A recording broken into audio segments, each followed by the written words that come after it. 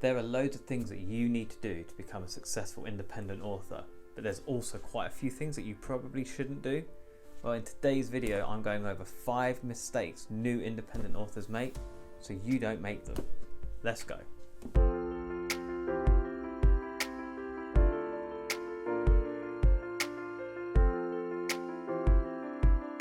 Hello again and welcome back to the channel. My name is Robert Enright, creator of the Indie Author Playbook, designed to help kickstart your indie author career by simplifying self-publishing and putting a little bit of positivity back in the process. So in today's video, I'm going over 5 big mistakes that a lot of new independent authors make when they are starting out.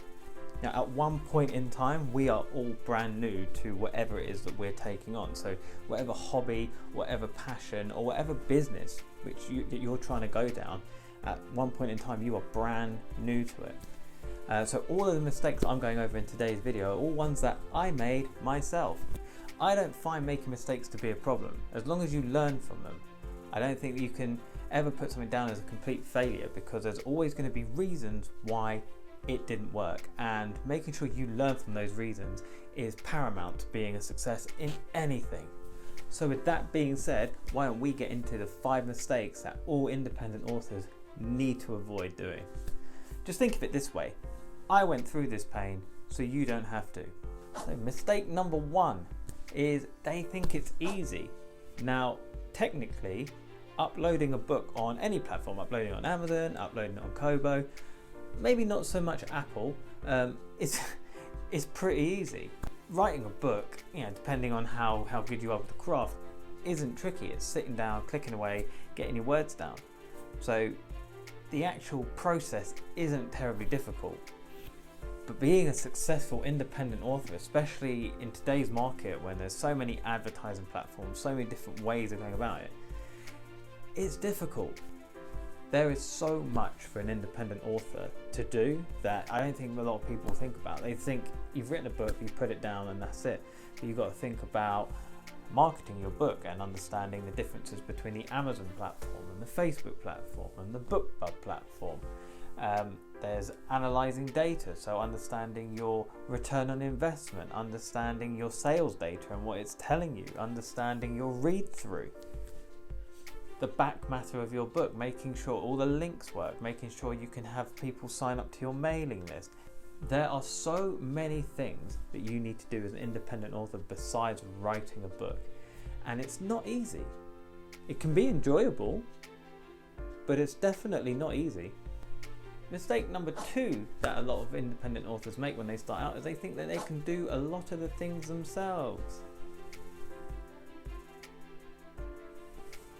No, you can't.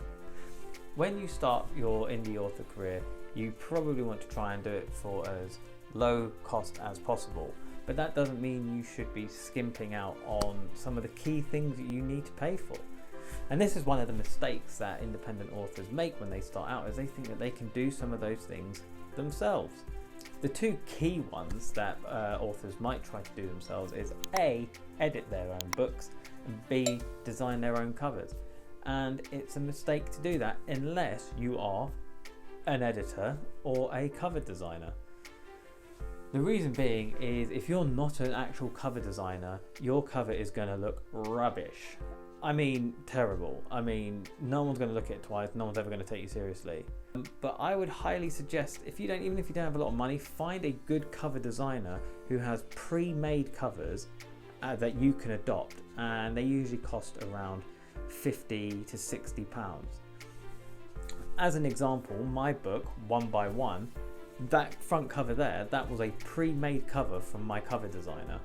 And it cost me £50, and they just changed the title, the tagline, gave me a few variations until I was happy with it, but it only cost me £50. Some covers can cost you up to £500, so I understand wanting to save a bit of money, but I would implore you not to do it yourself. Same goes with editing. So you can have friends edit it, you can have people looking for mistakes, you can do it yourself, you can run it through spell check. But that's not editing your book. And the reason why you shouldn't edit your own book is because you're too close to the story. You know, every book I write is an absolute labour of love. Like, I'm so passionate into the story. I love it. I love the characters, and I think it's great. It's like, you know, everyone thinks their own kid is an incredible child, whereas most people will probably think your child is a nightmare.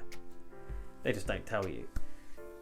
So sometimes what you need somebody who's completely agnostic from the book. You just need someone who's going to look at it through an editor's eyes and pick up, you know, this scene doesn't follow on from that scene. In another book, you said that this person had this colour hair.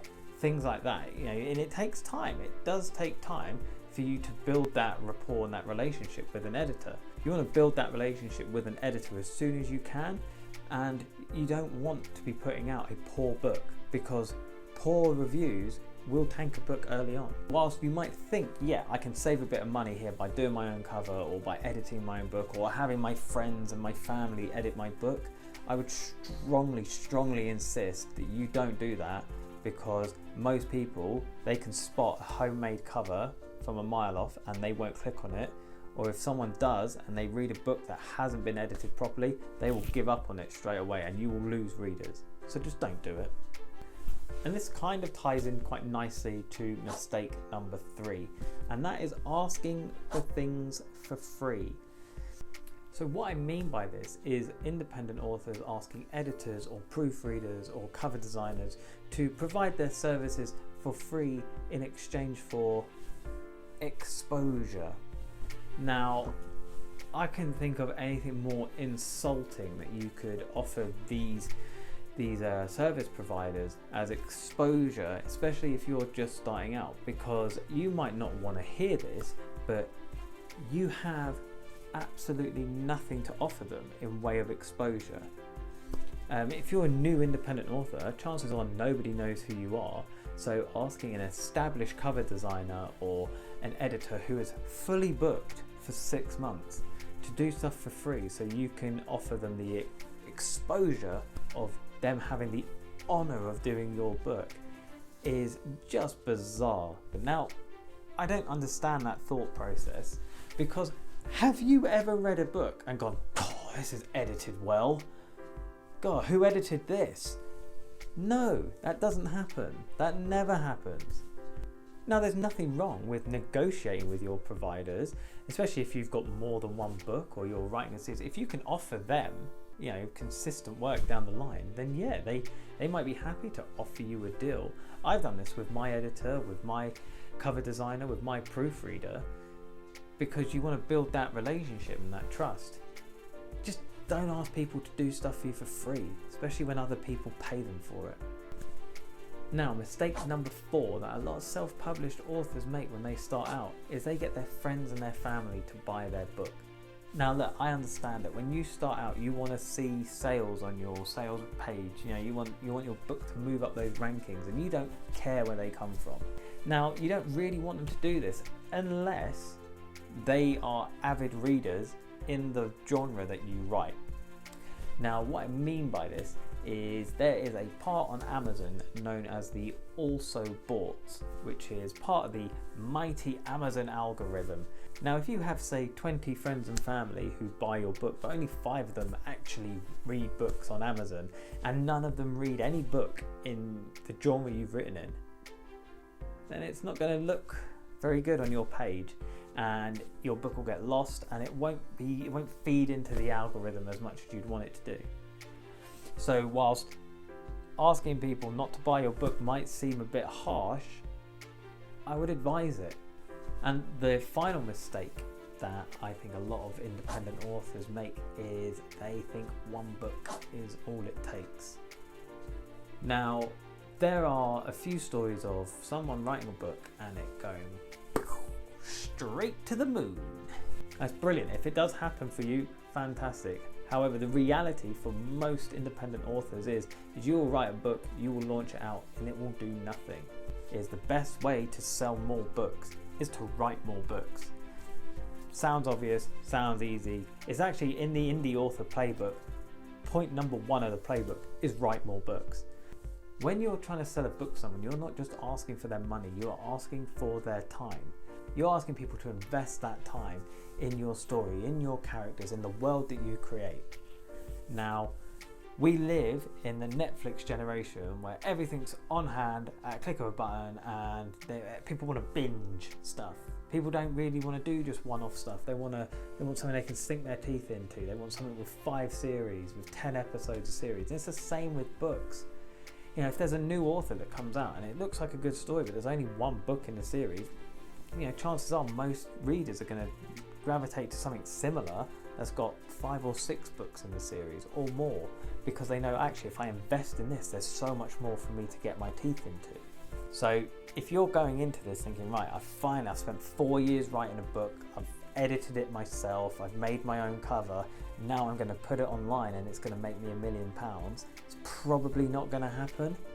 Realistically, what you should be doing with your first book is you should be pushing it and marketing it to build a readership, to build a mailing list, just to build some loyal readers who will follow you as you continue to write books. The more productive you can be as an author, and I don't mean just peddle out trash and try and get a book out every 2 weeks or whatever. That's not what I'm telling you to do.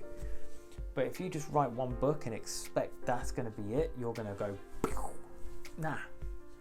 You need to be writing consistently, you need to be releasing books consistently, and they need to be of a high standard. They need to have a good cover, they need to be well edited, and they need to be pushed to the right people.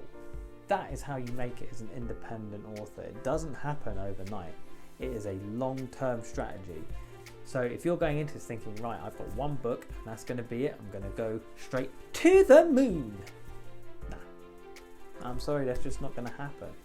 On this channel, as you know, we are all about positivity when it comes to self-publishing. So I don't want you to watch this video and think to yourself, oh, there's no way I can make it as an independent author.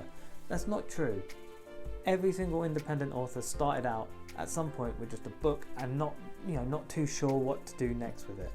There's so much information out there.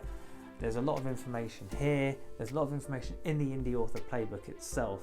So if you're just starting out, hopefully this video can help you, just show you, what to avoid doing, and you can put your focus on other areas and start building and growing your independent author platform. Now, you've seen the video. If I catch any of you making these mistakes, we're going to have a falling out. Let me know in the comments below. Now, are you going to take these tips on board? Have you already made these mistakes? It's not a bad thing to make a mistake. Just make sure you learn from it. If you have found value in today's video, please hit the like button and leave a comment below just to let me know what value you found in it, and if there's any other area of the self-publishing world you would like me to make a video on, let me know below.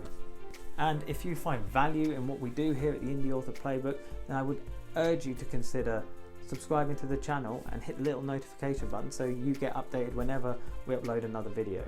Right, that's it from me. Hopefully you can take this away and you can start your indie author career a lot easier than I ever did. Best of luck, sleeves up, keep writing, and I will see you next time.